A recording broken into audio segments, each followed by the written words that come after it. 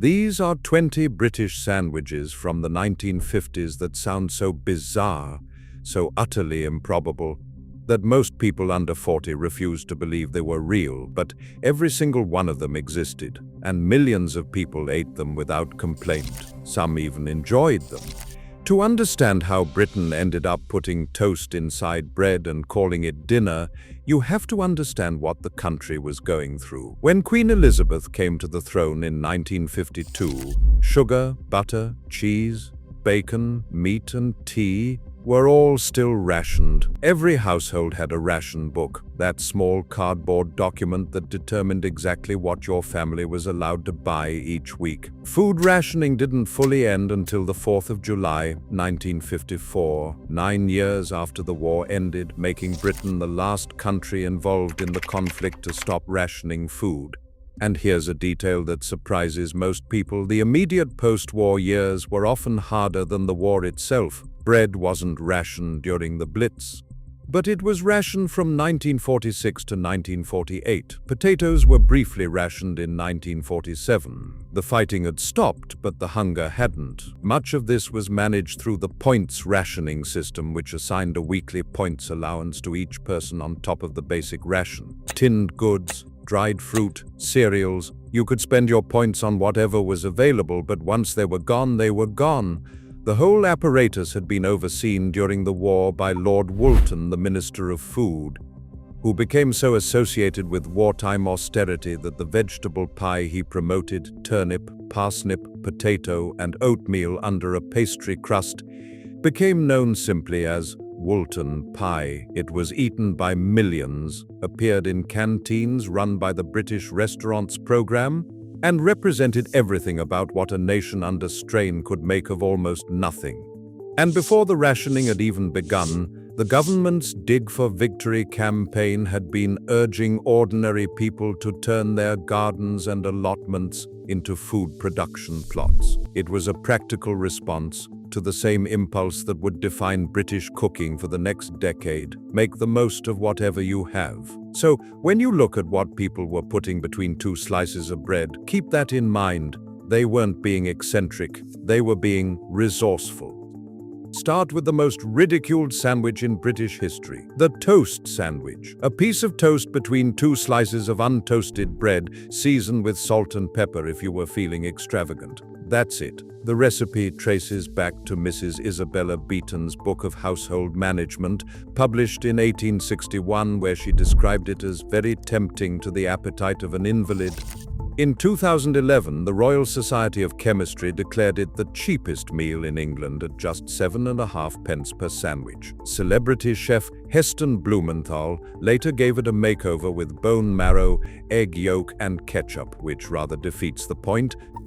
Next came the chip butty, thick-cut chips stuffed between buttered white bread, doused in salt and vinegar or brown sauce, specifically HP sauce, that dark, tangy blend of tamarind and malt vinegar that has been a fixture on British tables since the 1890s, if you lived up north.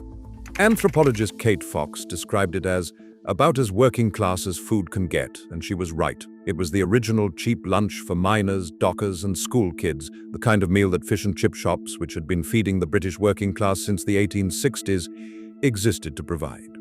In 2022, a study of 2,000 people at Nottingham Trent University determined that the ideal chip butty contains exactly 12 chips. The fact that a university studied this tells you everything about how seriously the British take this sandwich. Then there was the sugar sandwich. When cupboards were bare, a sprinkle of white sugar over buttered bread became a sweet treat for countless children in post-war Britain. No jam, no fruit, just granulated sugar pressed into butter. It was proof that even during lean times, a little sweetness could make a slice of bread feel like dessert. Bread and dripping was the working-class staple of the 1950s in Yorkshire. Dripping is the fat that runs off a joint of beef as it roasts, caught in a pan and left to cool until it sets firm and pale. Spread on bread with a heavy dusting of salt, it stood in for the roast itself, delivering all that beefy flavor from the part that would otherwise get thrown away. Sometimes called a mucky sandwich, it was served in pubs alongside hearty ales, and people ordered it by choice. The crisp sandwich needs little introduction to anyone who grew up in Britain, but it baffles the rest of the world. Crisps as the sole filling between two slices of bread. It is credited to Noreen O'Neill, an Irish mother of 18 children who supposedly invented it in the early 1960s because crisps were cheaper than proper fillings. By 2015, 2 dedicated crisp sandwich cafes had opened in Belfast and West Yorkshire. Walker's released an entire recipe book for crisp sandwiches in 2021. The thing endures.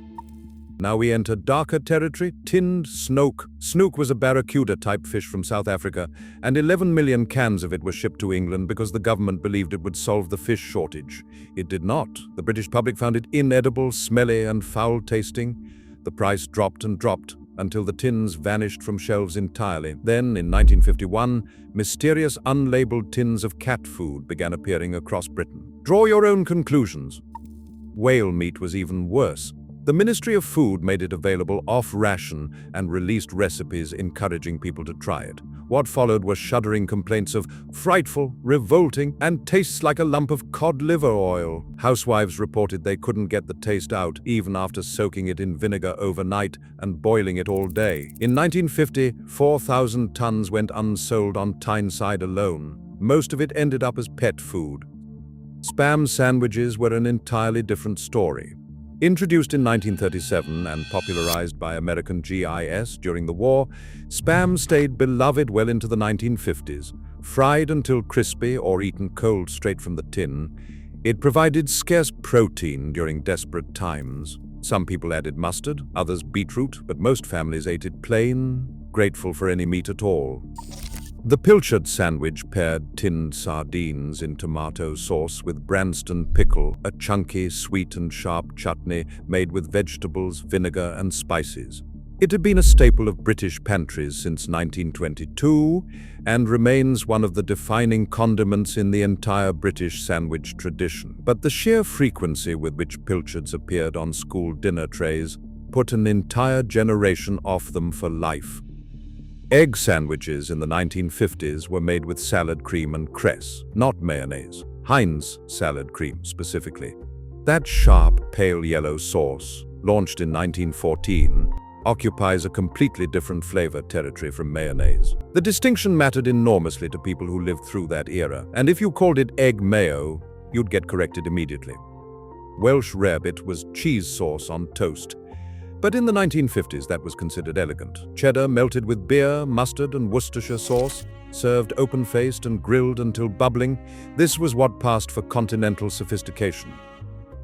The frosted sandwich loaf is perhaps the most visually disturbing entry on this list. It looked exactly like a celebration cake, iced with whipped cream cheese and decorated with parsley and olives. But cut it open, and you would find layers of bread filled with ham, egg, and crab. Inspired by the Swedish smorgastarter, it turned up at tea parties across Britain and America, confusing guests who expected sponge cake. The banana and ham sandwich combined mashed banana with minced ham between buttered bread. Variations involved sautéing banana slices and placing them on toast with deviled ham, then heating everything under the grill until it came together in a way that was apparently worth repeating. Campbell Soup created the Super Burger in 1957, mixing canned soup directly into ground beef patties, cream of mushroom, gumbo, onion. It didn't matter. If Campbell's made it, someone put it in a sandwich. The Prune sandwich blended dried prunes with ham and seasonings into a sticky spread. And the baked bean and cheese sandwich appeared in a 1953 Velveeta advertisement, topping cold baked beans with processed cheese, raw onion, pickles, and mayonnaise. Bloater sandwiches used cold smoked herrings mashed with vinegar. They needed no refrigeration, which made them ideal for workers' lunch pails. Bone marrow sandwiches spread the fatty insides of beef bones onto toast, a Victorian habit that quietly persisted through the 1950s. The Braunschweiger sandwich wrapped German liver sausage in raw bacon, then topped it with onion, tomato, and a buttered mushroom cap. And finally, the cucumber and watercress tea sandwich. Crusts removed, cut into delicate fingers, filled with spreads specifically designed not to leave anything on your breath or between your teeth. One recipe from 1941 explicitly warned against garlic, herbs, or seeds because a proper lady couldn't risk such indignities at the table. These sandwiches tell the story of a nation climbing out of wartime, making do with whatever was available, and somehow turning deprivation into tradition. The ration book had shaped an entire generation's relationship with food. Every ingredient was valued, nothing wasted, creativity born of necessity. Some of them, like the chip butty and the crisp sandwich, survived and thrived. Others, like the snoek and the whale meat, deserved their extinction. But all of them were real, every single one. And the next time someone tells you avocado toast is strange, remind them that their grandparents ate toast inside bread and considered it a perfectly reasonable meal.